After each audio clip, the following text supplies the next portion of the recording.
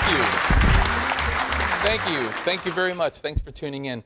You know, today we're going to be discussing the topic of success. What do you want to be more successful in?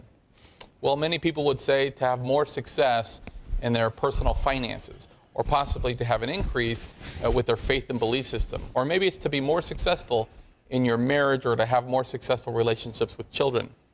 Certainly all of these things are important and they're key components to true happiness.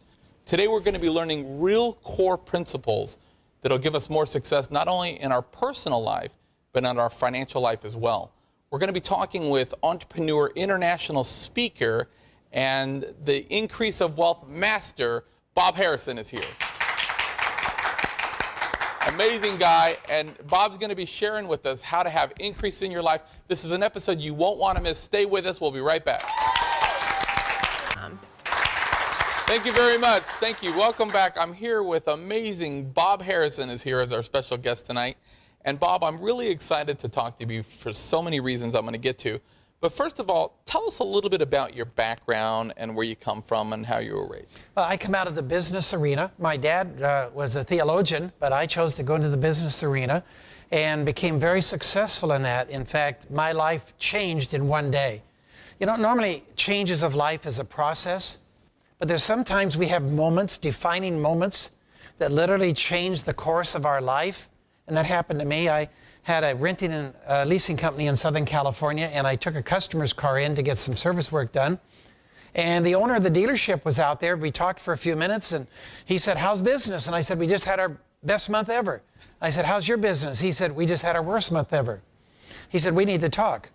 So I went into his office, and he said, "I called Chrysler this morning and told them business is so bad, I'm closing the dealership."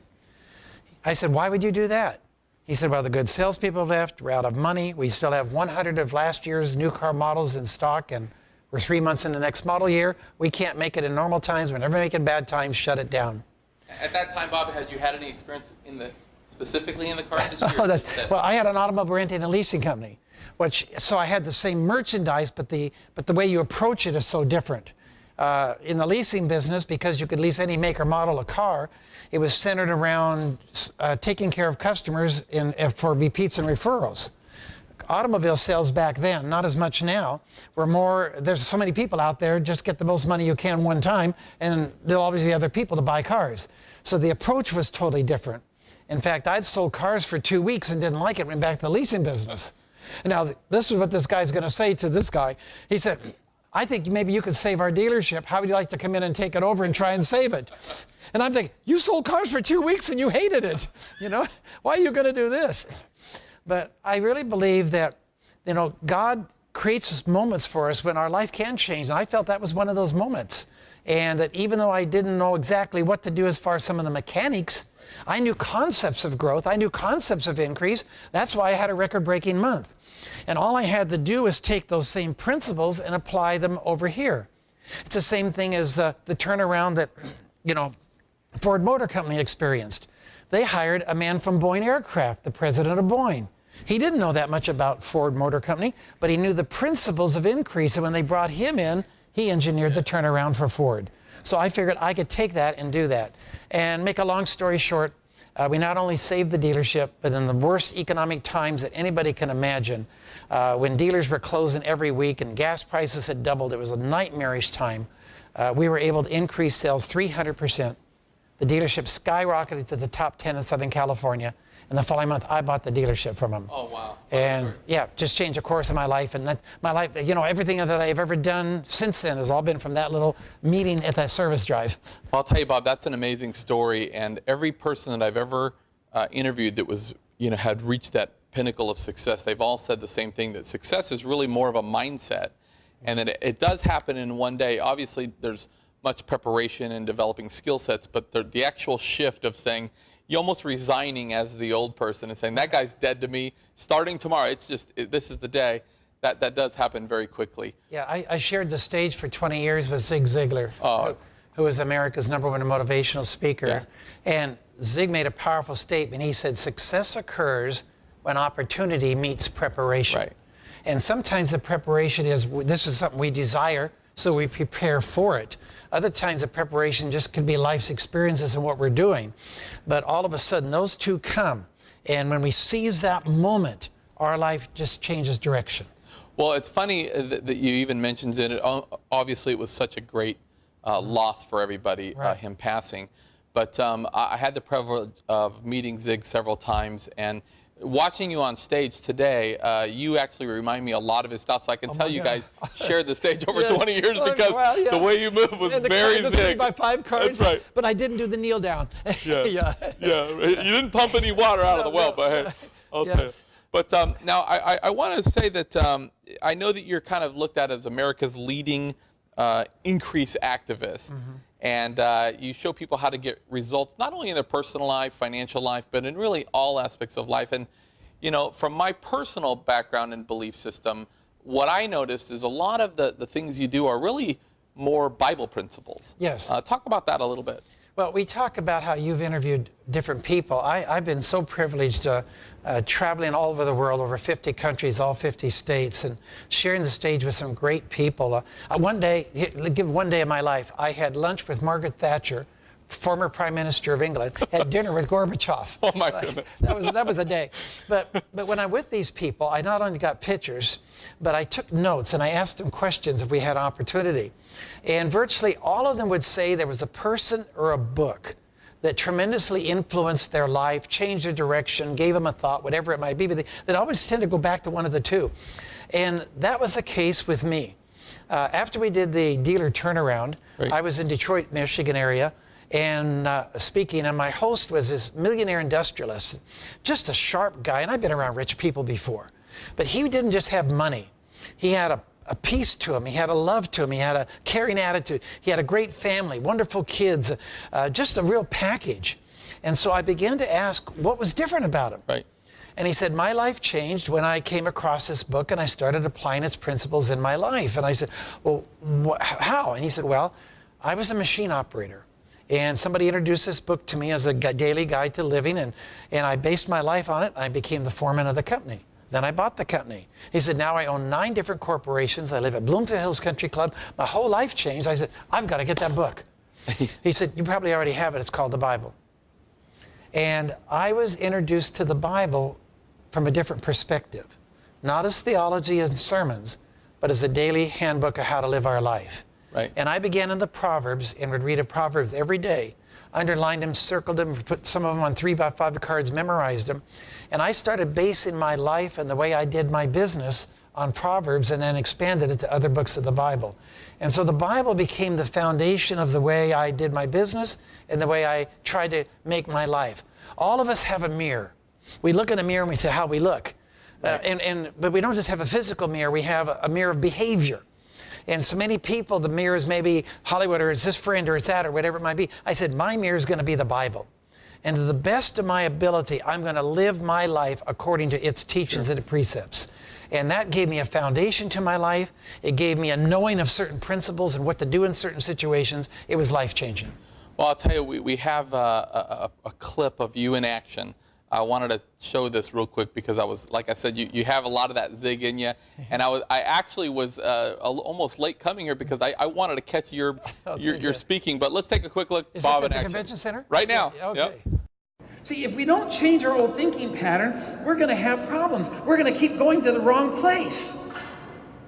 Speaking of wrong place, I've got to tell you about my first trip to Mobile, Alabama.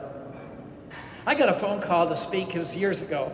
I got a phone call to speak, and they said, we want you to come to speak at this meeting, a business meeting. It's going to be in Birmingham and in Alabama. And I hadn't been to Alabama before, and I was so excited about it. I talked to my wife, and I said, you know, I'm going to go to Alabama. She said, when I was 12 years old, I live in Mobile. And she said, for the summer, she said, I just so loved it and seeing the mansions, and the people were so friendly. And we talked about Mobile. And so I go to buy my ticket. I buy my ticket to Mobile. I get off the plane here at the airport, and there's nobody to meet me. And I'm saying, where is it? So I dial the number doesn't work. So then I put in the area code. And then this lady answers the phone, and I said, I'm here at the airport, I'm speaking tonight. I said, but there's nobody here to meet me. She said, my husband is there. I said, I don't see him.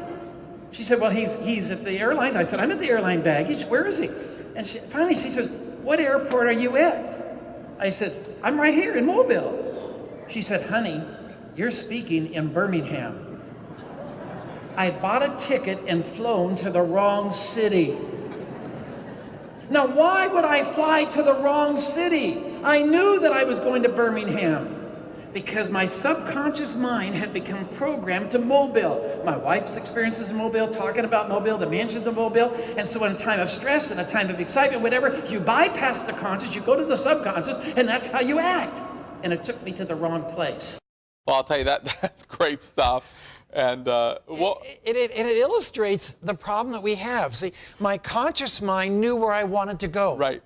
But when a person gets under stress or excitement or fear, they divert, they bypass the conscious, go to the subconscious, and whatever's programmed there is what the decision's going to be. And so I got a ticket to the wrong place. And as I shared in the conference here, that's what happens to many people. They set goals, they try to have a certain kind of life, they want to do this diet, or they want to do this or not do this, or change this behavior pattern, whatever it might be. And as long as they're operating in the conscious mind, they can function. But if something derails that, and they get into the subconscious, if they haven't reprogrammed the subconscious, they will revert back to the old behavior pattern, and they'll make a decision that'll cause them to self-destruct. And that's why we see so many times it happens to people that right. are famous and whatever, is because they've tried to build the new without dealing with the old. Right. And so we have to rechange the foundation, and when we rechange the foundation, then we have the firm foundation that we can consistently live our lives out of. Well, that's certainly a great point for all of us. We're going to take a quick break. When we come back, more with Bob Harrison. Stay with us. Thank you. Welcome back. I'm here with the wonderful Bob Harrison. Bob obviously is a very successful entrepreneur, best-selling author, and I know international speaker. You've been all over the place. Yes. And I know that What you're an doing exciting life. 30 years now, traveling around the world, sharing the message of increase. What a great life. Well, talk a little bit about the increase events. I know you particularly do a lot in Florida, California, and Hawaii. Yes. Sounds like a rough life. I'm a little Right. jealous. But talk a little bit about the events that you're doing. When we go to speak wherever it might be, we let the people know that we have specific events that really are, it's a gathering of eagles. It's where business owners and sales achievers and pastors and people that think and operate on a different level, or people that want to get there, can come and just immerse themselves. Sometimes for change to happen fast, there has to be an immersion. And so that's what we give them. We go to a luxury resort, we bring them to Hawaii or Fort Lauderdale or Naples or Palm Springs. And from 3 to 5 days, they come together. We bring in great speakers. We have 4 to 7 speakers every day. Wow. And really great people. Like my next one is Miles Monroe, and Australia's #1 success speaker. And we have Dan people Vega like is coming on. I heard just something. great people. Yeah. But we're done at 1 o'clock. Oh, I got that. Okay. I got that. Oh, you're good. Yeah. You'd be good, I can tell. Yeah. But we're done at 1 o'clock. Yeah. Because it's not just the teaching, it's the idea exchanging that takes place. Sure. If the people would like to get information on it, they Yeah, where can they get information? just go to www.increase.org. It's www.increase.org, or call us 918-496-3399, and we can give you information, and there's early bird registration discounts and whatever. Wow. Yeah. Let me ask you a little bit about, all of us, and I mentioned this earlier, I interviewed Brian Tracy, and, growing up, we all start somewhere. I started kind of in the direct sales, door-to-door type thing, and people pulled me aside and they said, listen, you need to get on some books and self-educate or you're going to die. Right. But growing up, who were some of your mentors or people that you really looked to help? It would depend on the arena of my life, and the season of my life. Yeah. The mentors will change based upon the season we're in or the area we want to have growth. I had a spiritual mentor in the 60s and 70s, but then as I grew, then I needed somebody that had a different perspective or different growth. And so my perspective would have changed in the 80s and a different one in the 90s. And so a mentor isn't always a fixed person. It can change based upon the season that we're at. And sometimes a mentor could be a person that we don't even talk to. I had this young man from Norway. He came to one of my Increase events, and he said, I just wanted to tell you, he said, you're my mentor. And I had never met him before. Sure. He said, I got a hold of your series on Increase Mindset, which is our #1 selling increase. So how do we change our core belief system? He said, I drove around all over Norway with you. He said, I want you to know as a result of that, in 90 days' time, my income doubled. In 90 days' time, it doubled again. In 99 days, it doubled again. He said, I am now making over $100,000 a month. He said, and it all began when I drove around and you mentored me. So mentors don't always have to be people that we're with. We think, oh, can I get them to mentor me? We can be mentored by people we're driving around with. My friend Miles Monroe talks about that. He said, my life changed when I converted my car into a mobile learning center. Yeah, I know many talk about like Automobile University. Yes, that's right. Let me ask you a question. You get a testimonial from, I know you're residing currently in the Tulsa area. And Palm Springs. And Palm Springs. I have to have a break. Yeah, right. But, how does it make you feel? You get somebody from across the world or in Norway saying, listening to your body of work changed my life in so many different ways. I mean, what is that? The feeling that I get is multiple. Number one, I feel a tremendous sense of responsibility that wherever I am, whoever I'm speaking to, whether it's 50 people or just recently 30,000 people at the Georgia Dome, that I give my very best and do my best because there's people out there that my words could be an answer to their future. Right. And so I feel a tremendous sense of responsibility.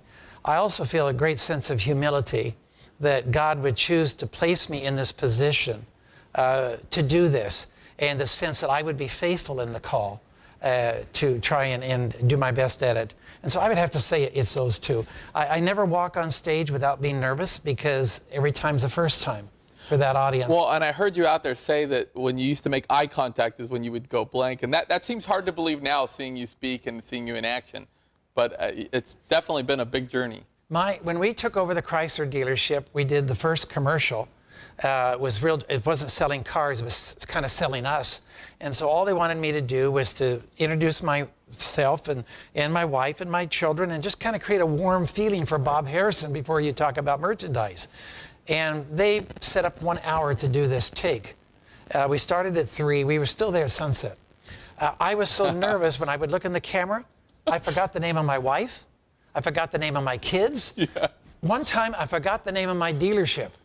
And it was Bob Harrison Chrysler Plymouth. I mean, how can you forget that?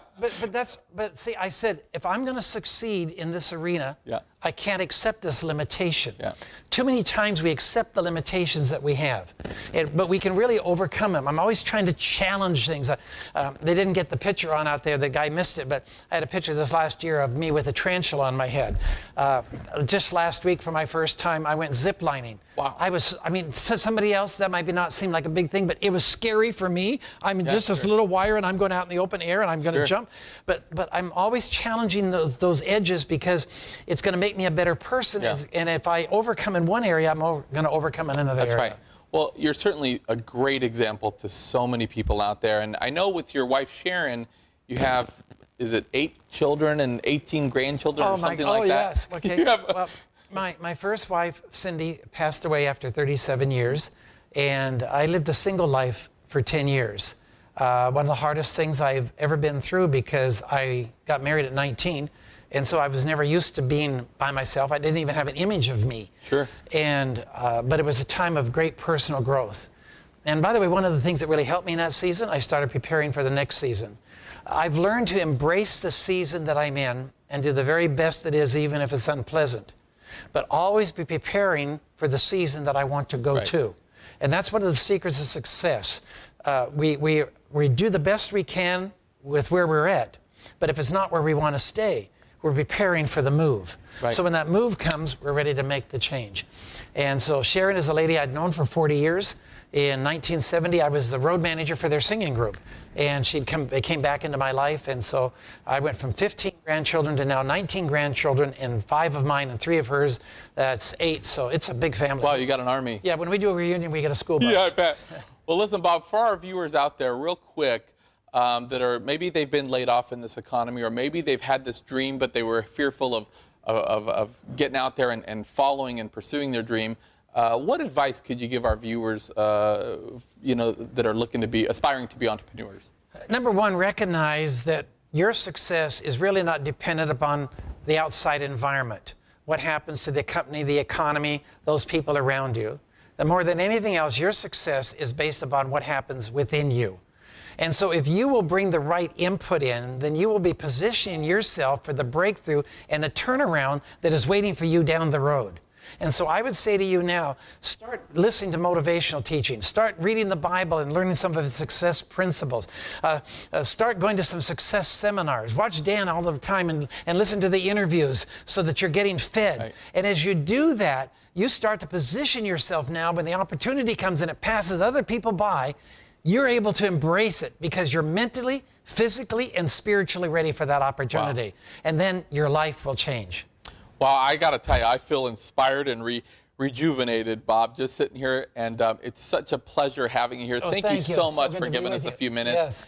And that's our show. We're out of time. But don't forget to get involved in your local community. Be forgiving of others. Good night, everybody.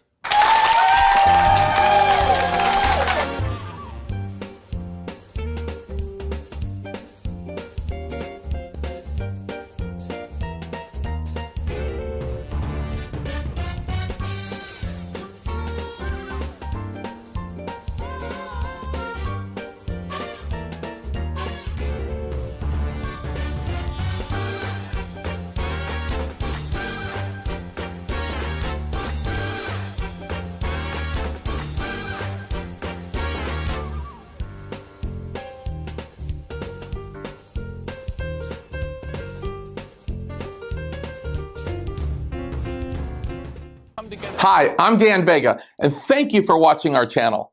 I want to take a second to tell you about a resource that's helping thousands of people across the country, Blue University.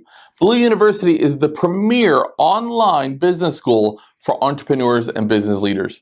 You know, if you find yourself in a day-to-day grind where you've lost your joy or you're just tired of struggling, then check out blue.university. That's BLU.university. I can promise that you receive nothing short of a multi-million-dollar education. And if you want a completely different life in 3 to 6 months and a way to create wealth in 5 years or less, then again, check it out. That's BLU.university. Find out why blue is the new color of success. Also, make sure to subscribe to this channel or to give us a good rating, but that's only if you see value. And when you do receive value, make sure to share it with someone else. Thank you very much, and we'll see you next time.